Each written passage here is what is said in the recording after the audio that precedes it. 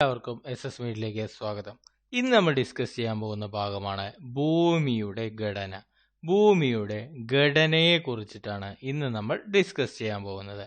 അപ്പോൾ നമുക്ക് first point ആയിട്ട് നിങ്ങൾ എഴുതി വെക്കേണ്ട ഒരു കാര്യമാണ്, ഭൗമോപരിതലത്തിൽ നിന്നും ഭൂകേന്ദ്രം വരെയുള്ള ഏകദേശ ദൂരം എന്ന് പറയുന്നത് 6378 കിലോമീറ്റർ ആണ്. PSC ചോദിക്കാൻ സാധ്യതയുള്ള ചോദ്യമാണ്. ഭൗമോപരിതലത്തിൽ നിന്നും ഭൂകേന്ദ്രം വരെയുള്ള ഏകദേശ ദൂരം എത്രയാണെന്ന് ചോദിച്ചാൽ 6378 ആണ്. 6378 കിലോമീറ്റർ ആണ്. രണ്ടാമത്തെ പോയിന്റ് ആണ്, ഭൂമിയുടെ കേന്ദ്രഭാഗത്ത് അനുഭവപ്പെടുന്ന താപം എത്രയാണെന്ന് ചോദിച്ചാൽ ഏകദേശം 5000 ഡിഗ്രി സെൽഷ്യസ് ആണ്. 5000 ഡിഗ്രി സെൽഷ്യസ് ആണ്. ഭൂമിയുടെ ഭൂകേന്ദ്രത്ത് അനുഭവപ്പെടുന്ന താപം എത്രയാണെന്ന് ചോദിച്ചാൽ ഏകദേശം 5000 ഡിഗ്രി സെൽഷ്യസ് ആണ്. അപ്പോൾ ഭൂമിയുടെ ഉപരിതലത്തിൽ നിന്നും, അതായത് ഭൗമോപരിതലത്തിൽ നിന്നും ഭൂകേന്ദ്രം വരെയുള്ള ഏകദേശ ദൂരം ചോദിക്കുകയാണെങ്കിൽ 6378 കിലോമീറ്റർ ആണ്. ഭൂമിയുടെ കേന്ദ്രഭാഗത്ത് അനുഭവപ്പെടുന്ന താപം എത്രയാണെന്ന് ചോദിച്ചാൽ ഏകദേശം 5000 ഡിഗ്രി സെൽഷ്യസ് ആണ്. ഇതാണ് ബേസിക് ആയിട്ടുള്ള രണ്ട് കാര്യങ്ങൾ എന്ന് പറയുന്നത്. മൂന്നാമതായിട്ട് പഠിക്കേണ്ട കാര്യം, ഭൂമിയിൽ ആഴം കൂടുന്നതിനനുസരിച്ച് താപവും മർദ്ദവും കൂടുന്നു. താപവും മർദ്ദവും കൂടുന്നു. ഭൂമിയിൽ ആഴം കൂടുന്നതിനനുസരിച്ച് താപവും മർദ്ദവും കൂടുന്നു. ഒരു ബേസിക് കൺസെപ്റ്റ് ആണ്. നമുക്കറിയാം, മുകളിലിരിക്കുന്ന ഒരു വസ്തു താഴേയിലേക്ക് വലിക്കുന്നതിനെയാണ് ഭാരം എന്ന് പറയുന്നത്. അപ്പോൾ സ്വാഭാവികമായിട്ട് അതിൻ്റെ മർദ്ദം കൂടും, അതുപോലെ തന്നെ താപവും കൂടും. അതായത് മുകളിലത്തെ പാളികൾ ചെലുത്തുന്ന ഭാരമാണ് താഴേക്ക് പോകുന്തോറും ഈ മർദ്ദ വ്യത്യാസത്തിന് കാരണമായിട്ടുള്ളത്. ഇനിയാണ് നമ്മുടെ പ്രധാനമായിട്ടുള്ള ടോപ്പിക്ക്. ഭൂമിയെ 4 പാളികളായിട്ടാണ് തിരിച്ചിട്ടുള്ളത്. 4 വ്യത്യസ്ത പാളികളായിട്ടാണ് തിരിച്ചിട്ടുള്ളത്. അപ്പോൾ ആ പാളികളെ കുറിച്ചിട്ടാണ് ഇനി ഡിസ്കസ് ചെയ്യാനുള്ളത്. ഒന്നാമത്തെയാണ് ഭൂവൽക്കം. ഫസ്റ്റത്തെ ഭൂവൽക്കം. രണ്ടാമത്തതാണ് മാൻഡിൽ.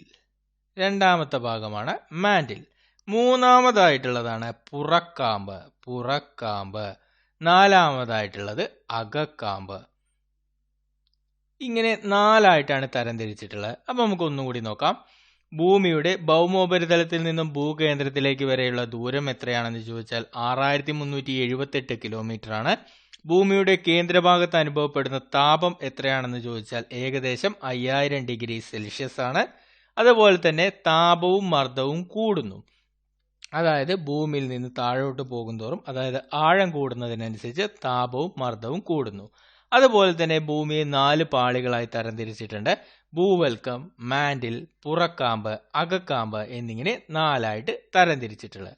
അപ്പം ഇനി നമുക്ക് ഓരോന്നായിട്ട് പഠിക്കാം. ഫസ്റ്റ് ഭാഗമാണ് ഭൂവൽക്കം എന്ന് പറയുന്നത്. ഭൂവൽക്കം വളരെ ഇമ്പോർട്ടൻ്റ് ആയിട്ടുള്ള ഒരു ഭാഗമാണ്. ഭൂമിയുടെ ഏറ്റവും പുറമേയുള്ള പാളിയാണ് ഭൂവൽക്കം. നമുക്കറിയാം, നമ്മളുടെ ഉപരിതലം, അതാണ് ഭൂമിയുടെ പുറമേയുള്ള പാളിയായ ഭൂവൽക്കം എന്ന് പറയുന്നത്. ബാഹ്യ സിലിക്കേറ്റ് മണ്ഡലം എന്ന്, ബാഹ്യ സിലിക്കേറ്റ് മണ്ഡലം എന്ന പേരിൽ അറിയപ്പെടുന്നതാണ് ഭൂവൽക്കം എന്ന് പറയുന്നത്. ശിലകളുടെയും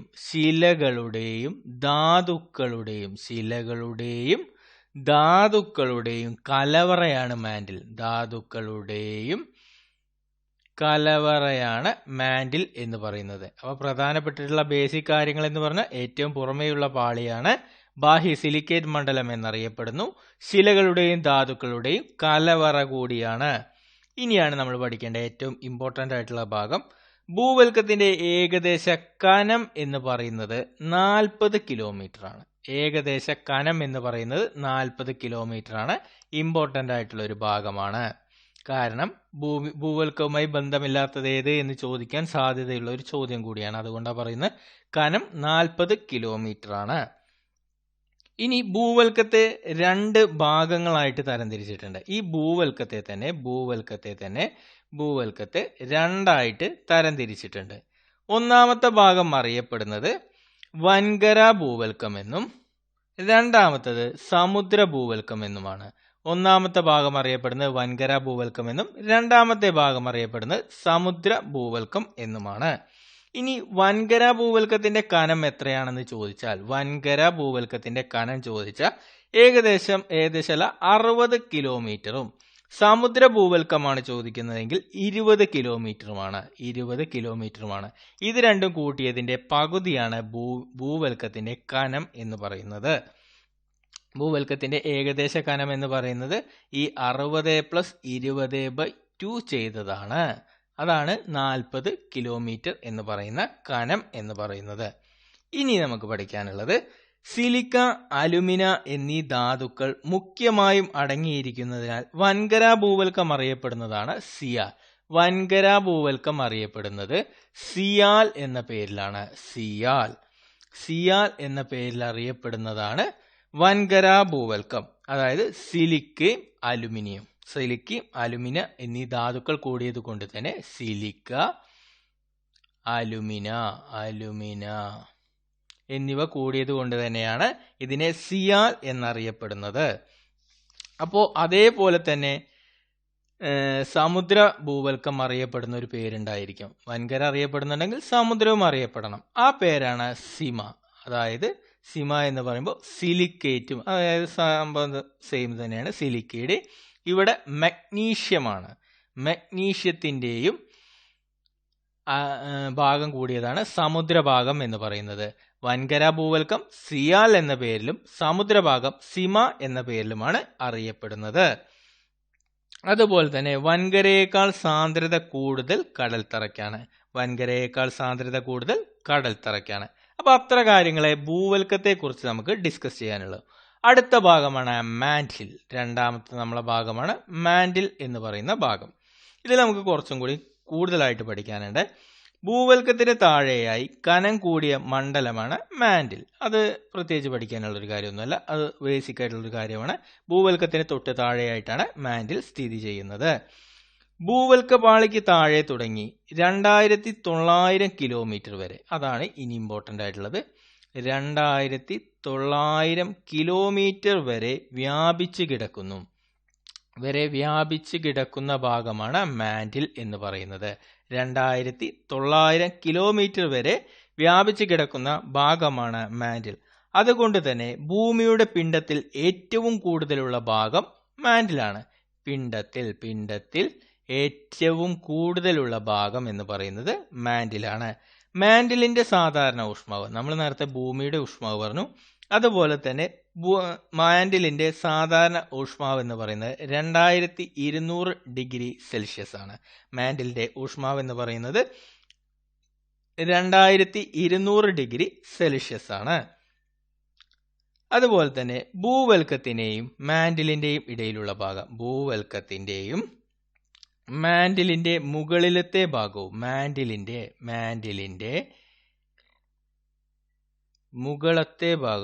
മുകളിലെ ഭാഗവും ചേർന്നതിനെ പറയുന്നതാണ് ലിത്തോസ്ഫിയർ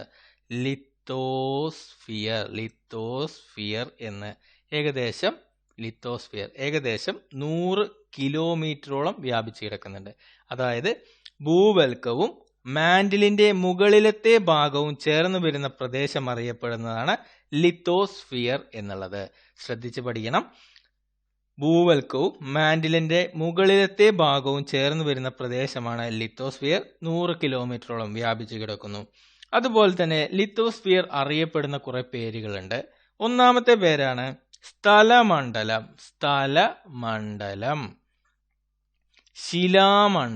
ശിലാമണ്ഡലം. അതേപോലെ തന്നെ പാറക്കെട്ട് നിറഞ്ഞ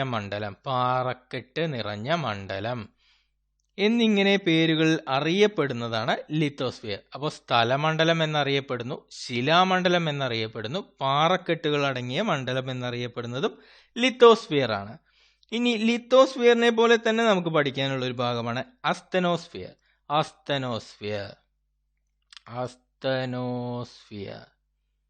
ഈ അസ്തനോസ്ഫിയർ എന്ന് പറയുന്നത് ലിത്തോസ്ഫിയറിന് താഴെയായിട്ട് മാൻഡിലിന്റെ ഉപരിഭാഗത്ത് അർദ്ധദ്രാവകാവസ്ഥയിൽ ഇമ്പോർട്ടൻ്റ് ആണ്, അർദ്ധദ്രാവകാവസ്ഥയിൽ സ്ഥിതി ചെയ്യുന്ന ഭാഗമാണ് അസ്തനോസ്ഫിയർ എന്ന് പറയുന്നത്.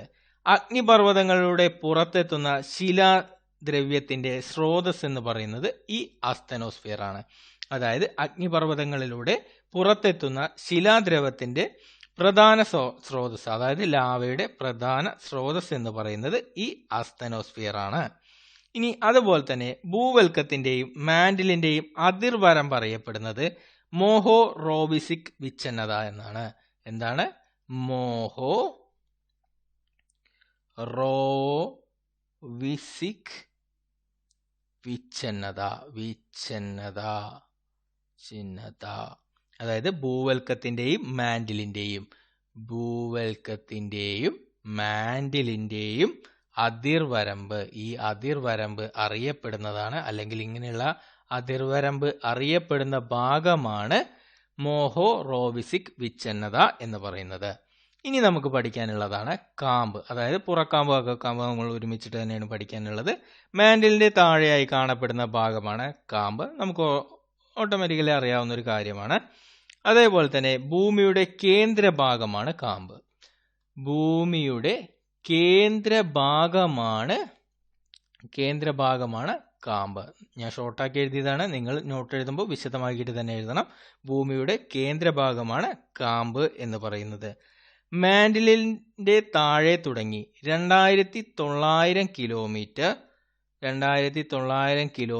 മുതൽ 6371 കിലോമീറ്റർ വരെ വ്യാപിച്ചു കിടക്കുന്നതാണ് ഈ കാമ്പ് എന്ന് പറയുന്നത്.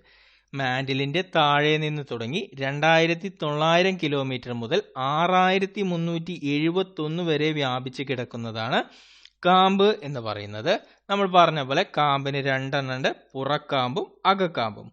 പുറക്കാമ്പിലെ പദാർത്ഥങ്ങൾ ഉരുകിയ അവസ്ഥയിലായിരിക്കും. പുറക്കാമ്പിലെ പദാർത്ഥങ്ങൾ ഉരുകിയ അവസ്ഥയിലായിരിക്കും.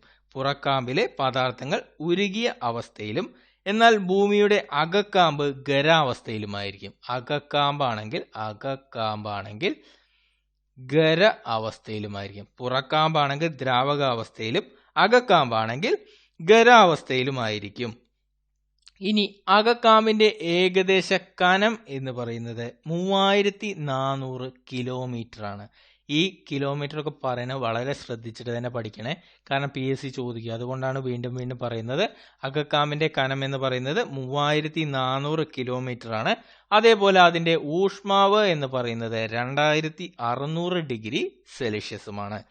ഭൂമിയുടെ അകക്കാമ്പിന്റെ ഏകദേശ ഊഷ്മാവ് എന്ന് പറയുന്നത് 2600 ഡിഗ്രി സെൽഷ്യസ് ആണ്.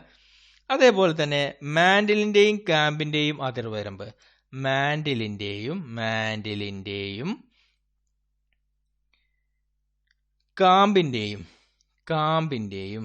കാമ്പിന്റെയും അതിർവരമ്പാണ് വളരെ ഇമ്പോർട്ടന്റ് ആയിട്ട് പഠിക്കേണ്ട കാര്യമാണ്. ഗുട്ടൻബർഗ് വിച്ഛന്നത. അപ്പൊ നമ്മൾ രണ്ടെണ്ണം പഠിച്ചു. ഒന്ന് മോഹോറോവിസിക് വിച്ഛിന്നതയും അതേപോലെ രണ്ടാമത്തേത് ഗുട്ടൻബർഗ് വിച്ഛിന്നതയും. മോഹോറോവിസിക് വിച്ഛിന്നത എന്ന് പറയുന്നത് ഭൂവൽക്കത്തിന്റെയും മാന്റിലിന്റെയും അതിർവരമ്പാണെങ്കിൽ, മാന്റിലിന്റെയും കാമ്പിന്റെയും അതിർവരമ്പ് അറിയപ്പെടുന്നതാണ് ഗുട്ടൻബർഗ് വിച്ഛിന്നത എന്ന് പറയുന്നത്. അകക്കാമ്പ് നിർമ്മിച്ചിരിക്കുന്നത് നിക്കലും ഇരുമ്പും കൊണ്ടാണ്. അതുകൊണ്ട് തന്നെ നമുക്കറിയാം ഇതിനെ നിഫെ എന്ന പേരിൽ കൂടി അറിയപ്പെടുന്നുണ്ട്. അകക്കാമ്പാണ് നിഫെ എന്ന പേരിൽ അറിയപ്പെടുന്നത്. അപ്പോൾ ഇത്രയും കാര്യങ്ങളാണ് നമുക്ക് പഠിക്കാനുള്ളത്. വളരെ കുറച്ച് കാര്യങ്ങളെ പഠിക്കാനുള്ളൂ. PSC പ്രധാനമായും ചോദിക്കുന്ന കാര്യങ്ങൾ മാത്രമേ എടുത്തു പറഞ്ഞിട്ടുള്ളൂ. ഇതിൽ കൂടുതലൊന്നും നിങ്ങൾക്ക് പ്രധാനമായിട്ടും ചോദിക്കാനില്ല. പ്രിലിംസിനായാലും ഇനി മെയിൻസിനായാലും ഇത് ഓപ്ഷൻസ് വൈസ് ആയിരിക്കും. മെയിൻസിനുള്ളവരോടാണ് പ്രധാനമായിട്ട് പറയുന്നത്. 3400 കിലോമീറ്റർ, അതേപോലെ അതിന്റെ ഊഷ്മാവ്, ഈ നിക്കല്, നിഫെ, അതേപോലെ സിയാല്, സീമ തുടങ്ങിയ കാര്യങ്ങളൊക്കെ കൃത്യമായിട്ട് പഠിച്ചിരിക്കണം. അതിന്റെ കിലോമീറ്റർ എത്ര മുതൽ എത്ര വരെ എന്നുള്ളതൊക്കെ ചോദിക്കാൻ സാധ്യതയുള്ളതാണ്. അതുകൊണ്ടാണ് പറയുന്നത്. അതുപോലെ തന്നെ വീഡിയോ ഇഷ്ടമായ നിങ്ങളുടെ കൂട്ടുകാരിലേക്ക് കൂടി ഷെയർ ചെയ്യുക. Thanks for watching.